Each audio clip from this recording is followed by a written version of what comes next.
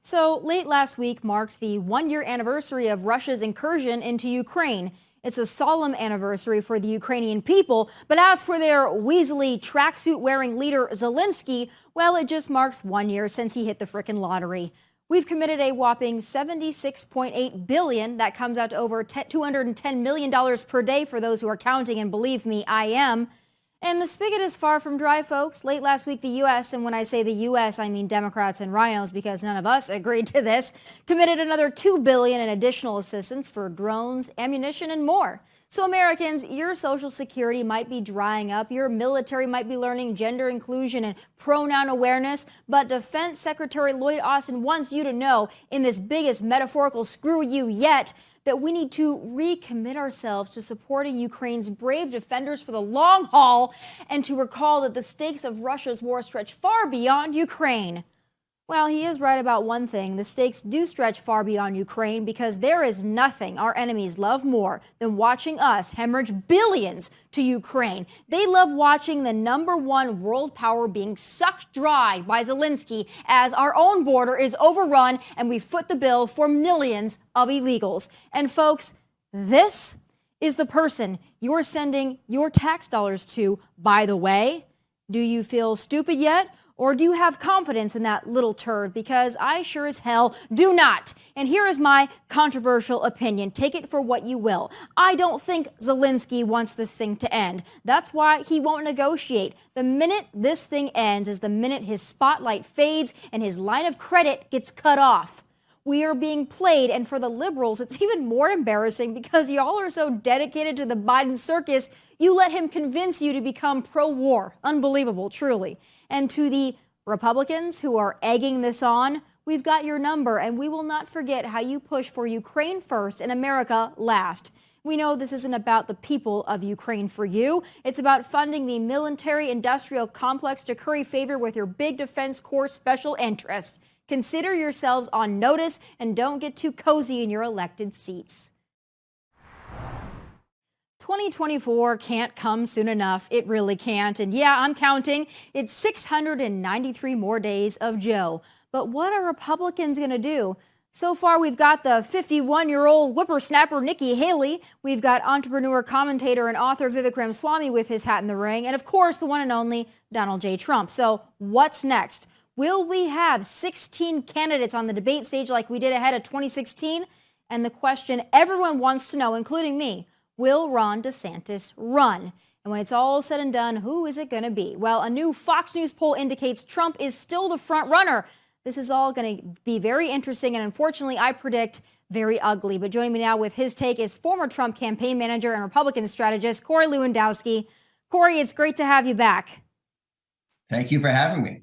So I want to start out with that, and I have a lot of things to ask you, so we're going to go on a few tangents. But I do have to start off with that Fox News poll. I mean, if there's any poll, to me, that's representative of the Republican Party, it's a Fox News poll, quite honestly. I don't really believe a lot of other polls when it comes to, Republicans and who our candidate is going to be, because I think they hate Trump and DeSantis and everyone else. But when a Fox News poll shows Trump polling as high as he is, what do you think that indicates this early on? Well, look, it indicates a couple of very important things. Number one, Donald Trump is by far and away still the leader of the Republican Party. There's a lot of the mainstream media that doesn't want to say that. They want to go after him. You go on Drudge, it says the walls are closing in, the same thing they've been saying about Donald Trump for the last 6 years. But what else does the poll say? It shows that Chris Christie, Chris Sununu, Larry Hogan, Asa Hutchinson all received zeros, not one, but they get 0% in a Republican primary poll that Fox News conducted because there is no place for them in the Republican Party as an American first candidate. So what you see right now is you see Donald Trump and Ron DeSantis both out espousing how they want to put America first, followed by obviously Nikki Haley, who's now an announced candidate. Mike Pence is in the top 4 of this. And then you see Greg Abbott and Ted Cruz. I don't think either one of them will actually get into the race. But the message that resonates with conservatives and specifically with the Fox News audience is when you put America first, you'll be successful. So what did you think about the Nikki Haley announcement. Now, I want to be honest with you, Corey. I don't really care for Nikki Haley. I don't like her. I thought her announcement was corny. I thought it's also pretty pathetic that the only reason people really cared about her announcement was because of what Don Lemon said about her. But I think she has no chance. I think that she knows she has no chance. I feel like she's running to up her name ID and then be chosen as somebody's running mate. Do you think that that's at all a possibility and the motivation behind why she announced? Tommy, I think that Nikki Haley, who has not been on a ballot in 10 years, doesn't truly understand what it's like to get elected anymore. And look, what has she done? Sure, she served as the governor of South Carolina for 6 years. She left. She served 2 years as the ambassador to the United Nations. But if that's the criteria for becoming the president, that means that John Bolton should also be the president of the United States because he served as the ambassador to the United Nations. I think Nikki Haley looked at this as an opportunity to raise her name ID, to continue to solicit money from donors who were tired of giving her money for really what had been nothing but a vanity project. So Nikki's now in this race. She is an individual who is attracting attention because of her background as a very young and successful governor, but it's been 10 years since she's been on the ballot. That's a lifetime in politics. She also has an interesting relationship with Donald Trump because, as we know, when he was running, she had nothing but awful things to say about him. In fact, really likened him to somebody that supports the KKK. I mean, she had nothing but negative things to say about Donald Trump. And then he gave her a position. So then all of a sudden she started to defend him somewhat. And then January 6th happened. She flip-flopped again. Now she seemingly asked for his blessing, but she wants to show that she is a younger generation Republican. I mean, to me, she's a neocon rhino. I think she has no chance. But what about this Vivek? So Vivek has been on Fox News with me a number of times, and I think he's incredibly intelligent. I like to be on television with him, but I also think he has no shot in hell. Hey, Tommy, let me just back up for 1 second on Nikki Haley. Look, the reason that Nikki Haley got the job in the Trump administration, I was there when the decision was made, is so that the lieutenant governor, Henry McMaster, who supported Donald Trump in the primaries and was the only statewide office holder, would be promoted to governor. Look, remember, Nikki Haley was supporting Marco Rubio in that 2016 race. And so Donald Trump said, hey, Henry, when I win, I'm going to give Nikki a job and you're going to become the governor. And Henry's been a great friend and a stalwart supporter of Donald Trump, Henry McMaster, the current governor of South Carolina. As it relates to Vivek, I've had the opportunity to listen to him speak. I've had the opportunity to meet with him a few times now. I'm very impressed. There's no doubt he's an intelligent individual. He's 37 years old. He sold his first company for about $2 billion, and he's worth hundreds of millions of dollars. I think what you see with Vivek is an opportunity, again, to raise his name, to increase his profile, to spend some resources, to tell a story about someone who's become successful because of the amazing opportunities that this country gives us. But he was only successful because of the policies of Donald Trump and what he did to make Vivek successful. So I think Vivek has a huge future, probably in a cabinet position somewhere or as an ambassador somewhere. I don't think Vivek truly believes he's going to be the next president of the United States. No, I don't think so either, because everybody already knows. Ron DeSantis has not even announced yet, and everybody knows this is a Trump versus DeSantis race. I don't know why people are bothering with all the noise and commotion around announcing their candidacy, because we all know what it's going to shake down to if Ron DeSantis does, in fact, announce. Now, I know that you know the inside game of all of this, so the word on the street, I know that you've got the little birds chirping in your ear. You know better than I. Do you think we're going to get an announcement out of Ron DeSantis? And if we do, when do you think that's going to be? I think Ron DeSantis ultimately does make the decision to run for president. You know, he will not do that while the Florida legislature is in session. He can't raise money while the Florida legislature is in session. So what you're going to see is Ron DeSantis is going to try and have a very successful legislative session up in Tallahassee. When he does that, he's going to be able to parlay that and continue to talk about the success of the state of Florida and tell everybody what he was able to achieve. It is obviously helpful when you have Republican majorities in both the House and the Senate. It's obviously helpful when, by and large, you have a mainstream media who's continuing to praise Ron DeSantis for the work that he's done. And he has a number of significant institutional donors, those 6- and 7-figure donors, and in some cases, 8-figure donors who benefited from the Trump policies while he was in the White House, but no longer support Donald Trump. So I believe Ron DeSantis is going to get in this race. I believe he's going to have an enormous checkbook. But if it was just about a checkbook, Hillary Clinton would have been the president. Jeb Bush would have been our last nominee in 2016. It's not about that. It's about who can win, who can bring people with them, and who truly believes you're fighting for America. And right now, the Fox News poll clearly indicates that Donald Trump is still the favorite amongst those who are most likely to show up and vote in Republican primaries. I think a lot of Trump supporters, myself included, are just struggling with the amount that he's going to have to overcome to win a general election. I think he was a fantastic president. I think he would be a fantastic president again, but I think a lot of us Trump supporters are out there thinking, I'm not sure that Donald Trump and Ron DeSantis would have a different legislative agenda or a different leadership style. I think that they would be very similar in the policies and the leadership they would bring about. So a lot of folks are thinking, Ron DeSantis does not have the baggage that Donald Trump has. He doesn't have to worry about January 6th coming up. Again, the phony Russia gate, even though we know that that's a farce, a lot of Americans still believe it. So a lot of us conservatives are out there thinking, I love Donald Trump, but shoot, we can't have another Democrat in that White House. So what do you tell those folks? And why would you counsel those folks like me to stay in the Trump camp and not cheer for someone like a Ron DeSantis? Well, I remind all the viewers that the first thing you have to do is you have to win the race that you're in. And what we've seen, Tommy, too many times is people like Mitt Romney saying, well, I'm the most electable. John McCain, I'm the most electable. I can win in states that are traditionally blue states, right? That was Mitt Romney's whole pitch when he became the Republican nominee. I won as the governor of Massachusetts. How did that turn out for us? What did Donald Trump say? He said, I'm going to treat everybody the same. And you may not like it, but I'm an equal opportunist when it comes to that. And yes, I think some of the policies of Ron DeSantis and Donald Trump are going to be extremely similar. But if you can't win the primary, then you can't have a chance to win the general election. What did they tell us in 2016? Donald Trump has no chance to win. He went on to win by a decisive victory. I agree with you. The mainstream media is going to continue to attack Donald Trump. They will continue to say that the walls are closing in, that he can't win. I have some real concerns about the states of Arizona and Georgia now, states that have historically been Republican strongholds, and Donald Trump was not successful in either of those. You couple that with Pennsylvania, Wisconsin, Michigan, and there's a true battle out there. And so, look, Donald Trump or the Republican nominee has to run on what they believe in, which is putting America first and not last, not having to apologize for being the greatest country in the world, stopping the endless wars, $113 billion so far to the Ukraine, plus what was pledged from Yellen this week, which is another $10 billion. We're $123 billion. When do we take care of the people who live right here in this country? If a candidate gets out and gives that message, I believe that regardless of party affiliation, socioeconomic status, or any other criteria, they can be successful as a Republican in the general election in 2024.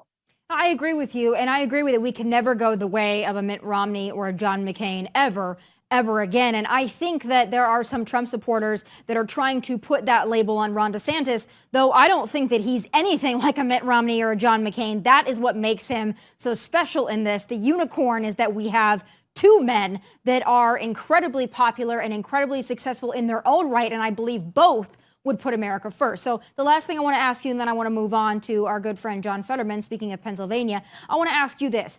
If you were counseling Donald Trump, and you may be, would you tell him that the Truth Social attacks on Ron DeSantis are a smart move? Because strategically, when it comes to the conservative movement, I don't think that him attacking Ron DeSantis when Ron DeSantis isn't even in the race is helpful to his campaign and his cause. I would say this, there were so many times where the president asked me before he tweeted something out over the course of the last 8 years that I've been associated with him. And I would say, sir, if it makes you feel good, go ahead and do it. But does it really move the needle? And look, here's what I think. I think Ron DeSantis and some of the others who might get into this race are Trump supporters. They ran on the Trump mantle, right? So why go after them? If you want to talk about the success that you can bring to this country, nobody questions the judges that Donald Trump has put in place, the way he's changed the Supreme Court for longevity and long-term and to the benefit of the conservative movement. No one questions his policies. Look, if he thinks that saying some tweets about Ron DeSantis is going to keep Ron out of the race, you and I both know that's not the case. And I think many people believe that Ron DeSantis is one of the solutions to the problem and not the problem. Going after the old establishment, all of us agreed with, the Mitt Romneys of the world, the John McCains of the world, everybody agreed with that, the Paul Ryans of the world, because those are the people who got us into this mess. It's hard for us to sit here and say that Ron has been the problem like what has been the case in the past. So look, I love Donald Trump. You know I do. He's been a friend of mine for a long time, and I'm proud to have worked for him. But I also think that he has to lay out his policies for America. And if he does that, the American people will say, that's a person we can support. Well, I agree. And what I think that Trump also needs to do is he needs to reassure conservatives that he is electable. And I get what you're saying. He beat the odds the first time. He didn't the second time. So they had 4 years to look at Donald Trump. I don't think that they took him seriously in 2015 and 2016. But then ahead of 2020, they did take him seriously, and all the guns were pointed at Donald Trump. We saw he lost. And then after that, with January 6th, I think it's going to be a big hill to climb. So if he wants to reassure Trump supporters like myself that he is our guy, he's not only going to have to outline his policies, which we know work, he's going to have to say, this is why I can win. So that's what I want to hear from him, and I don't want to hear him talk about Ron DeSantis. I don't want to hear that stuff. But the last thing I do want to address with you is John Fetterman. So we take mental health very seriously, and I'm not somebody who's going to chastise somebody for getting mental health. But there's a lot of discussion out there that we knew that this was going to happen. He's receiving treatment for clinical depression. Not sure if he's really going to actually be able to serve in any capacity. We know that his wife took off and left the country. What is going to happen to Pennsylvania, and is it fixable, or what game do you think they're trying to play here? You know, Tommy, it's really too bad. And the issue of mental health is one that a lot of people deal with. And unfortunately, the solutions aren't out there and not very good for anybody. Just finding the right caregiver when you have a mental health problem is not an easy thing to do. And you couple that with insurance matters, and, you know, it really puts people in a difficult spot. That being said, you know, the people of Pennsylvania, I think, do not fully appreciate how serious the diagnosis of John Fetterman was. You know, when the media had to call into question if he could actually participate in a debate, they were chastised for that, surprisingly. And now he gets to the U.S. Senate, has no real auditory ability to communicate, has to have everything written. And look, the people of Pennsylvania, I think, have some buyer's remorse. You know, we're going to have to wait and see.